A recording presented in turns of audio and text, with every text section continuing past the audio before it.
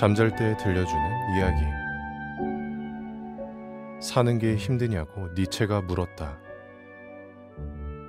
박찬국 지음, 21세기 북스 출판. 첫 번째 질문. 내 인생은 왜 이렇게 힘들기만 할까? 편안함만을 바라는 사람에게 행복은 오지 않는다. 인생은 욕망과 권태 사이를 오가는 시계추. 사는 것 자체가 고통이라고 설파한 철학자들이 있습니다. 쇼펜하우어가 그 대표적인 사람이겠지만 철학 이전부터 존재해온 대부분의 종교들도 사실은 우리네 인생을 고통이라 여깁니다. 그리스도교는 현세를 눈물의 골짜기에 비유하고 불교에서는 고해 세상이라고 부르는 것만 봐도 알 수 있습니다. 굳이 거창하게 철학이나 종교를 거론하지 않아도 누구나 한 번쯤은 사는 게 고통이라고 생각한 적이 있을 것입니다. 저 역시 상당히 염세주의적인 성향이 있어서 조금만 곤경이 닥쳐도 인생은 곧 고통이라고 한탄하곤 합니다. 앞서 이야기했듯이 사는 게 왜 고통인지에 대해 철저하게 파고 들어간 철학자가 바로 쇼펜하우어입니다. 그는 인생의 본질을 다음과 같은 단 한마디의 말로 정리했습니다. 인생은 욕망과 권태 사이를 오가는 시계추와 같다. 우리는 무엇인가를 끊임없이 갈구하는 욕망의 존재입니다. 맛있는 것을 먹고 싶은 욕망, 멋있는 이성을 내 것으로 만들고 싶은 욕망, 좋은 대학에 들어가고 좋은 직장을 얻고 싶은 욕망, 자식이 공부를 잘했으면 하는 욕망. 이처럼 욕망은 우리 인생을 처음부터 끝까지 지배하고 우리는 이러한 욕망을 충족시키기 위해 노력합니다. 이런 욕망들을 충족시키지 못할 때 우리는 결핍감으로 괴로워하지만 정작 그것이 충족되더라도 만족감과 행복감은 그리 오래 가지 않습니다. 만족감이나 행복감은 욕망이 전제되지 않는 한 그 자체로 성립할 수 없습니다. 다시 말해서 만족감이나 행복감은 욕망이 채워지는 과정에 불과하고 따라서 그것들은 욕망이 채워지는 순간 사라지기 시작합니다. 예를 들어 자장면이 먹고 싶다는 욕망에 시달리다가 마침내 그것을 먹게 되었을 때 우리는 행복감을 느낍니다. 그러나 이러한 행복감은 자장면을 먹고 싶어 했던 욕망이 채워지는 과정에 불과하기에 포만감을 느끼는 순간 사라지기 시작하고 그것이 사라진 빈자리는 권태로 채워집니다. 이러한 권태는 한동안 지속되다가 우리의 욕망을 자극하는 새로운 사물이 나타나서 그것에 대한 욕망에 사로잡히게 될 때에야 없어집니다. 그리고 우리는 충족되지 못하는 욕망 때문에 다시금 괴로워하게 되겠지요. 아이들이 장난감을 가지고 노는 광경을 보고 있노라면 쇼펜하우어의 말을 분명하게 이해할 수 있습니다. 매력적인 장난감을 보았을 때 아이는 그것을 갖고 싶은 욕망에 시달리게 됩니다. 그래서 부모님에게 사달라고 떼를 쓰고 경우에 따라서는 꾸중을 듣기도 하겠지요. 그런데 그렇게 눈물겨운 노력 끝에 장난감을 갖게 되었을 때 아이가 느끼는 행복감은 그야말로 순간에 불과합니다. 아무리 비싸고 재미있는 장난감이라도 한 달이 채 안 가서 아이는 실증을 내고 장밋빛 행복감이 사라지면서 회색의 권태가 아이를 사로잡기 시작합니다. 아이는 이제 부모님에게 심심해 죽겠다라고 짜증을 내면서 자기를 좀 재미있게 해달라고 졸라댑니다. 그러다가 TV에서 자기가 가지고 있는 장난감보다 더 재미있어 보이는 새로운 장난감을 보게 되면 그것에 대한 욕망에 사로잡힙니다. 아이들은 자신의 느낌을 숨기지 않고 노출시키기 때문에 아이들이 사는 모습을 보면 인생은 욕망과 권태 사이를 오가는 시계추와 같다라는 쇼펜하우어의 말에 공감하지 않을 수 없습니다. 그런데 이런 현상은 비단 아이들의 삶에서만 보이는 것일까요? 바뀌는 것은 단지 욕망의 대상에 불과할 뿐 어른의 삶도 아이들의 삶과 본질적으로 동일한 것은 아닐까요? 어른들은 아이들처럼 장난감을 탐하는 것이 아니라 보다 풍족한 생활이나 멋있는 이성을 갖고 싶어 합니다. 좁은 집에 사는 사람은 보다 크고 안락한 아파트를 갖기 원하고 그것을 갖지 못한 자신의 처지를 한탄하면서 괴로워합니다. 그러나 그렇게 오랫동안 간절히 원했던 아파트를 천신만고 끝에 마련한다 해도 그 만족감은 오래 지속되지 않습니다. 얼마 지나지 않아 새로운 아파트는 아무런 감흥도 주지 못하게 되며 우리는 다시금 권태에 휩싸이거나 보다 크고 안락한 아파트를 갖고 싶은 욕망에 빠지고 맙니다. 남녀 간의 관계도 마찬가지입니다. 마음에 드는 이성을 발견하면 우리는 그 사람의 사랑을 얻고 싶어 애가 끓습니다. 그러나 정작 이성의 사랑을 얻게 되었을 때 행복감은 그리 오래 가지 않습니다. 둘은 얼마 안 있어 권태기에 접어들고 결국은 권태의 무게를 견디지 못한 나머지 보다 멋있게 보이는 이성을 향해 곁눈질을 하기 시작합니다. 이러한 사실만 생각해봐도 인생은 욕망과 권태 사이를 오가는 시계추와 같다는 쇼펜하우어의 말에 수긍하지 않을 수 없지요. 물론 쇼펜하우어의 말을 듣기 이전에도 우리는 쇼펜하우어가 설파하는 인생의 실상을 이미 어느 정도 감지하고 있었습니다. 다만 우리네 대부분은 쇼펜하우어처럼 분명하게 삶의 본질을 통찰하지 못한 채 그저 인생을 살고 있었을 뿐이지요. 하지만 쇼펜하우어의 단 한마디 말을 통해 인생의 본질은 새삼스레 우리 눈앞에 확연하게 드러나게 됩니다.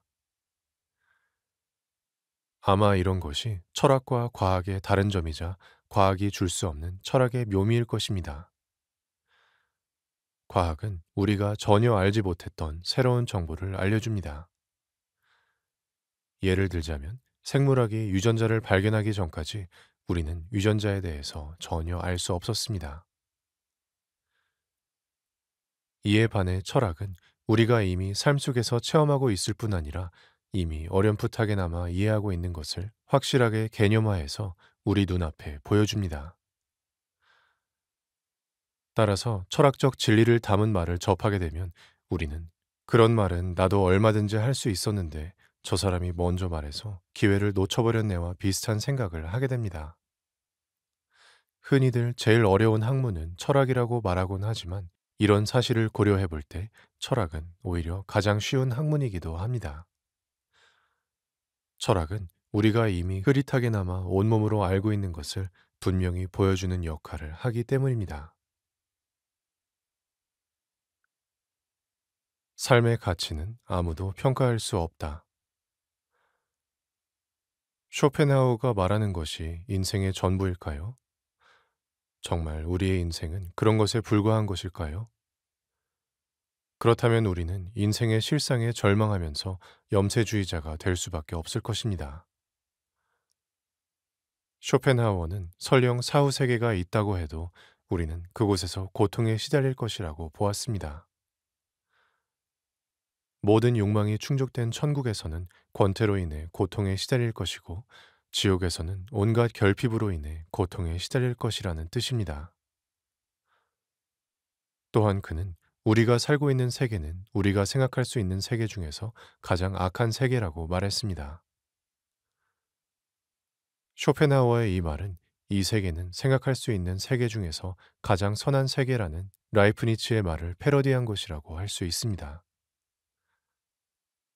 라이프니츠는 이 세계는 선한 신이 창조한 것이기 때문에 가장 완벽하고 선한 세계일 수밖에 없다고 했습니다. 인간이 이 세계를 악하다고 생각하면서 불만을 품는 이유는 인간의 유한한 시각으로 보기 때문일 뿐 신적인 안목에서 보면 이 세계는 아름답기 그지없는 완벽한 세계로 나타난다는 것입니다. 하지만 쇼펜하우어는 이러한 라이프니츠의 생각을 터무니없는 공상이라고 여겼습니다. 그는 인격적인 창조신과 같은 것은 하나의 허구에 불과하다고 보았기 때문에 그러한 것을 끌어들여서 사유해서는 안 된다고 생각했습니다. 그는 우리가 인격신 따위를 끌어들이지 않고 정직하게 관찰한다면 이 세계는 갖가지 고통으로 가득 차 있는 악하기 그지없는 세계로 나타난다고 보았습니다. 니체는 쇼펜하우어의 이런 염세 사상에 대해 어떤 반응을 보였을까요? 그는 한마디로 잘라 말합니다. 쇼펜하우어의 철학은 삶에 지친 연약한 자들의 넋두리다라고 말이죠. 그는 우리가 세계라는 전체에 속해 있는 존재이기 때문에 그 세계의 좋고 나쁨을 평가하는 것은 불가능한 일이라고 생각했습니다. 우리가 일생 동안 어떤 숲에 갇혀서 나올 수 없다면 우리는 그 숲이 큰지 작은지 혹은 좋은 곳인지 나쁜 곳인지 평가할 수 없습니다. 인간이 할 수 있는 모든 평가는 항상 비교에 입각해 있습니다. 여러 숲들을 다녀보았을 때에야 비로소 우리는 그것들을 서로 비교하면서 어떤 숲이 크거나 작다고 또는 그 숲이 쾌적하거나 그렇지 않다고 평가할 수 있습니다. 그런데 우리는 이 세계를 벗어나서 다른 세계를 경험할 수 없기에 이 세계가 선한지 악한지를 평가할 수 없습니다. 그렇기에 우리가 이 세계를 두고 선하다느니 악하다느니 하는 것은 이 세계에 대한 객관적인 판단이 아니라 우리 자신의 생리적, 심리적 상태의 표현에 불과하다는 것입니다. 세계에 대한 판단뿐 아니라 인생에 대한 판단도 마찬가지입니다. 우리는 인생 속에 있지 인생 밖에 존재하지 않습니다. 인생에 대한 가치 판단을 내리자면 우리는 인생 밖에 서 있어야 하는데 그 순간 우리는 이미 죽어 있는 것이고 죽은 자가 삶에 대해서 가치 평가를 내린다는 것은 불가능한 일이겠지요. 따라서 인생에 대한 가치 평가도 불가능합니다. 인생은 아름답다든가 추악하다든가 하는 평가도 결국은 그러한 평가를 내리는 사람의 생리적, 심리적 상태의 표현일 뿐입니다. 생리적으로도 심리적으로도 밝고 건강하여 행복감에 차 있는 사람은 인생이 아름답다고 하겠지만 그와 반대로 어둡고 병들어 있고 우울한 사람은 인생이 추악하다고 이야기하겠지요. 니체는 이렇게 말하고 있습니다. 삶에 대한 판단, 즉 삶에 대한 가치 판단은 그것이 삶을 긍정하는 것이든 부정하는 것이든 궁극적으로는 결코 참일 수 없다. 그것들은 단지 증후로서만 가치를 지닐 뿐이며 증후로서만 고려될 수 있다. 그러한 판단들은 그 자체로는 우매한 것에 지나지 않는다. 다들 삶의 가치는 평가될 수 없다는 이 놀랍고 미묘한 사실을 파악하기 위해 노력해야만 한다. 살아있는 인간에 의해서는 삶에 대한 가치 판단이 불가능하다. 살아있는 인간은 바로 논의의 당사자이자 심지어 논의의 대상이지 논의의 심판자가 아니기 때문이다. 죽은 사람의 경우에는 또 다른 이유로 그것이 불가능하다. 따라서 어떤 철학자가 삶의 가치에 대한 문제를 하나의 철학적인 문제로서 논의하려고 할 경우 그는 철학자라고 할 수 없게 되며 그것은 그의 지혜에 대한 의문 부호가 되고 무지가 되어버리고 만다. 이 세계에서 많은 곤란과 좌절을 겪으면서 삶에 지치고 병들어버린 인간은 세계를 추악하기 그지없는 곳이라고 생각하겠지만 자신이 부딪히는 온갖 곤경을 자기 발전의 계기로 삼으면서 그것에 감사하는 건강한 인간에게는 이 세계가 아름다운 곳으로 나타날 것입니다. 쇼펜하우어에 얽힌 다음과 같은 일화는 각자의 정신 상태나 보는 관점에 따라서 세계가 얼마나 다르게 보일 수 있는지를 말해줍니다. 물론 이 일화는 실제로 있었던 일이라기보다는 누군가가 쇼펜하우어의 염세주의 사상을 회화하기 위해 만든 것으로 보입니다. 어느 날 쇼펜하우어가 친구와 함께 이른 아침에 산책을 하고 있었습니다. 그때 새 한 마리가 하늘을 날아가다가 똥을 쌌고 그 똥은 마침 친구가 어제 새로 맞춰 입은 양복에 떨어졌습니다. 새똥으로 얼룩진 그 친구의 양복을 보면서 쇼펜하우어는 이렇게 말했습니다. 거봐, 내가 뭐라고 했나? 이 세계는 생각할 수 있는 세계 중에서 가장 악한 세계라고 하지 않았나? 의기양양한 쇼펜하우어의 말에 친구는 이렇게 답했습니다. 아니, 나는 전혀 그렇게 생각하지 않네. 이 세계는 그래도 괜찮은 세계야. 만약 새가 아니라 소가 하늘을 날아다닌다고 생각해보게.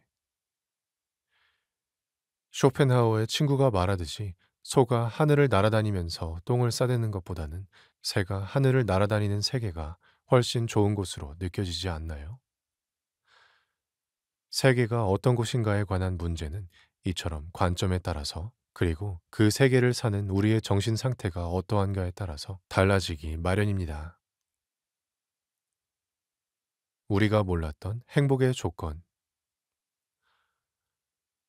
쇼펜하우어는 인간은 안락하면서도 오래 지속되는 생존을 추구함과 동시에 가능한 한 많은 감각적 쾌락을 좇는 존재라고 보았습니다.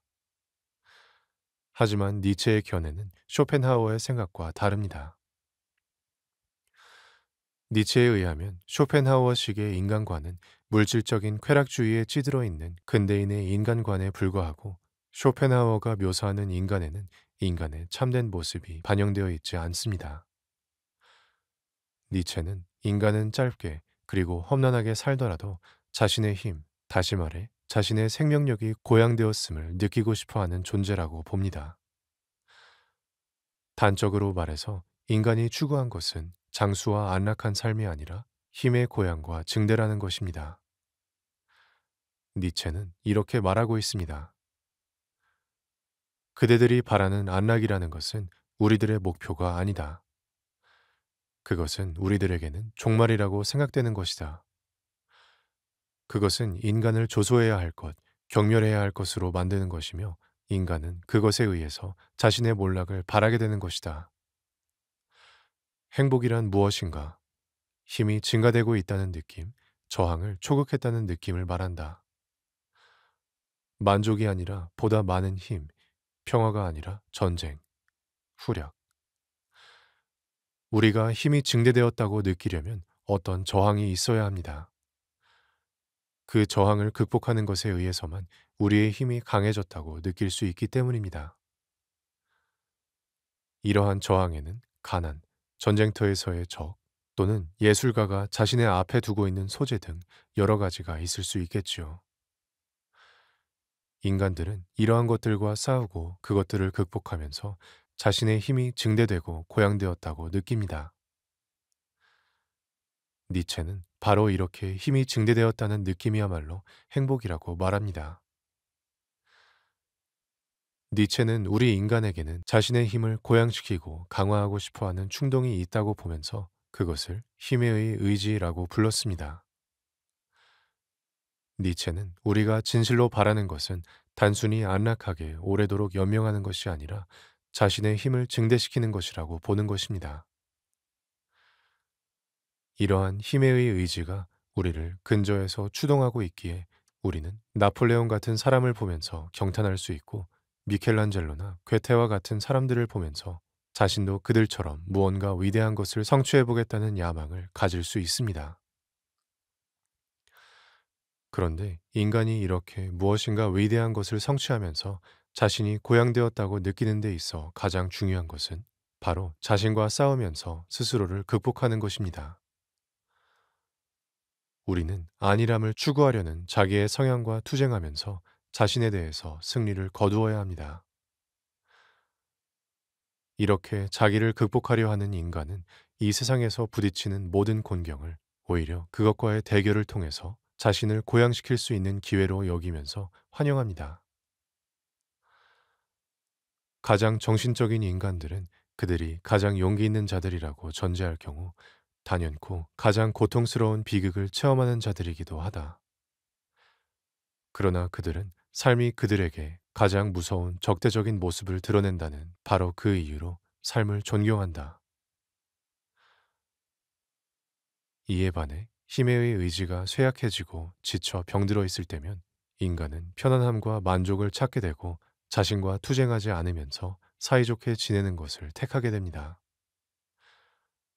이런 사람들이 현실에서 여러 곤경을 겪게 될 때 이 세계는 그들의 안락함을 방해하는 고통으로 가득 찬 세상으로 나타나게 됩니다. 따라서 사는 것이 힘들다고 느껴질 때 세상을 원망할 것이 아니라 우리 자신의 의지와 생명력이 약해진 것은 아닌지 돌아봐야 한다고 니체는 말합니다. 자신의 목숨을 걸고 히말라야 같은 산을 오르는 사람에게 우리는 왜 산에 오르느냐라고 묻습니다. 이러한 질문에 대해 혹자들은 산이 그곳에 있으니까 오를 뿐이다 라고 말하곤 합니다. 니체라면 어떻게 대답했을까요? 내 힘을 느끼고 싶어서 험난하고 높은 산을 겁내지 않고 올라가는 나의 강한 힘을 느끼고 싶어서 라고 답했겠지요. 험준하고 높은 산을 아무런 불평 없이 올라가 정상에 설 때 우리는 자신에 대해 뿌듯함을 느끼게 됩니다. 물론 이러한 뿌듯함은 정상에 올랐을 때 가장 크겠지만 올라가는 과정에서도 느낄 수 있습니다. 경사면을 올라갈 때 우리는 그 자리에 주저앉고 싶은 욕망을 극복하면서 우리가 우리 자신의 주인임을 느낌과 동시에 자신에 대한 자부심도 느낄 수 있으니까요. 니체는 오늘날의 현대인들은 안락한 생존과 쾌락에만 연연해야 하기 때문에 병약한 인간이 되어버렸다고 말합니다. 사람들은 조금만 힘들어도 불평을 쏟아내고 아주 작고 불편한 자극에도 호들갑을 떱니다. 이렇게 자극에 민감하면서 안락함을 탐하는 인간을 두고 니체는 말세인이라 일컫고 이런 유형의 인간에 대해 초인을 내세웁니다. 이러한 초인을 니체는 고귀한 인간 또는 기품 있는 인간이라고도 부릅니다. 혹시 주위에서 기품이 느껴지는 사람을 본 적이 있나요? 아, 저 사람은 고귀한 인간이야 라는 느낌을 받은 사람은 있었나요?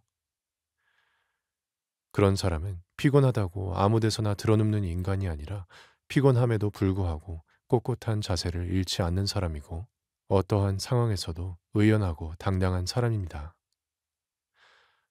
이러한 사람은 자신에 대해서 강한 긍지를 갖기에 외부의 상황에 쉽게 굴복하지 않습니다. 더 나아가 항상 그 상황의 주인으로 존재하면서 상황을 압도하는 자신의 힘을 느낍니다. 이렇게 기품 있고 고귀한 인간에게는 세계가 어떻게 보일까요?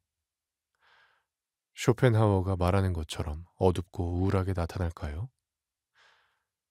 니체는 이러한 인간에게는 단연코 세계가 아름답게 보인다고 말하면서 아름다움이란 우리 인간이 자신의 아름다움과 풍요로움을 세계에 나눠주는 것이라고 이야기합니다. 자신의 아름다움과 풍요로움을 느끼는 사람은 이 세계도 아름답고 풍요로운 것으로 경험합니다.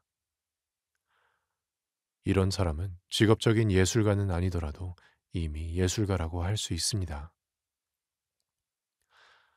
니체는 훌륭한 예술가들의 예술품도 사실은 이러한 힘의 충만함에서 비롯되는 것이라고 생각했습니다. 그는 예술은 힘의 고양과 충만을 경험하는 도취의 상태에서만 가능한 것이라고 보았습니다. 이러한 도취 상태에서 사람들은 자신의 충만함으로부터 모든 것을 풍요롭게 만든다. 무엇을 보고 무엇을 바라든 사람들은 그 모든 것이 팽만해 있으며 강하고 힘으로 넘쳐난다고 본다. 이런 상태에 있는 인간은 사물들을 변형시켜서 마침내 사물들은 그의 힘을 반영하게 되고 그의 완전성을 반영하게 된다. 이렇게 사물들을 완전한 것으로 변화시켜야만 하는 것이 예술이다. 자신이 아닌 모든 것조차도 그 자신이 아닌 것임에도 불구하고 자신에 대한 기쁨이 된다. 예술에서 인간이 즐기는 것은 완전한 존재로서의 자기 자신이다. 이에 반해 자그마한 불편에도 짜증을 내고 어떻게든 안락함을 추구하는 사람은 자신을 아름다우면서도 풍요롭게 볼 수 없습니다. 뿐만 아니라 이러한 사람에게는 세계가 항상 자신의 안락을 위협할 수 있는 두려운 곳으로 나타납니다. 니체는 위에서 인용한 문장에 이어서 이렇게 이야기합니다. 이것과는 정반대의 상태, 곧 본능의 특수한 반예술가적 상태를 생각해 볼 수 있을 것이다. 그것은 모든 사물을 빈약하게 만들고 피폐하게 만들고 시들게 만드는 존재 양식이다. 사실 역사적으로 보면 이러한 반예술가, 그러한 생명력을 결여한 자들은 아주 많이 있었다. 그들은 필연적으로 사물들을 약탈하여 쇠약하게 만들고 여위게 만들 수밖에 없다. 니체의 이러한 사상은 공교롭게도 동양의 불교에서 말하는 것과 상당히 유사합니다. 불교의 한 학파인 유식학에서는 각 존재자들의 정신 상태에 따라서 동일한 세계도 완전히 다르게 보인다는 사실을 일수사견의 비유를 들어 설명합니다. 일수사견이란 똑같은 물이라도 인간과 물고기 그리고 아귀와 천상의 신은 그것을 각각 다르게 경험한다는 뜻입니다. 즉, 우리 인간은 물을 음료수나 목욕물로 경험하지만 물고기는 거주처로 경험하며 자손의 공양을 받지 못하고 죽은 배고픈 귀신인 아귀들은 고름으로 보고 하늘의 신은 보배 궁전으로 여긴다는 것입니다. 이와 마찬가지로 니체가 말하는 말세인과 초인은 동일한 인간이지만 서로 전적으로 다른 정신적 차원에 있기 때문에 세계 또한 서로 다르게 보게 됩니다. 우리는 흔히 고난과 고통이 전혀 존재하지 않는 상태가 행복이라고 생각하는 경향이 있습니다. 따라서 우리는 자신을 고통스럽게 하는 고난이 일어나지 않고 항상 좋은 일만 일어나기를 바랍니다. 그러나 세상은 그렇게 마음대로 되는 것이 아니기에 우리는 고난을 겪을 수밖에 없으며 이와 함께 육체적으로나 정신적으로나 고통을 경험할 수밖에 없습니다. 이런 의미에서 야스퍼스 같은 철학자는 인간이 어떻게 해서든 벗어날 수 없는 한계 상황 중의 하나가 고난과 고통이라고 보았습니다. 따라서 진정한 의미에서의 행복한 인간은 고난과 고통이 없기를 바라지 않고 그런 것들이 존재함에도 불구하고 정신적인 평정과 충실함을 느낄 수 있는 사람입니다. 이런 의미에서 행복의 반대는 비애나 고통이 아니라 내적으로 빈곤해지고 생명력이 쇠퇴한 결과로 나타나게 되는 우울증입니다. 이러한 우울증의 상태는 비애나 고통의 지배를 받을 뿐 아니라 매사에서 그런 감정을 느끼는 허약한 상태라 할 수 있습니다.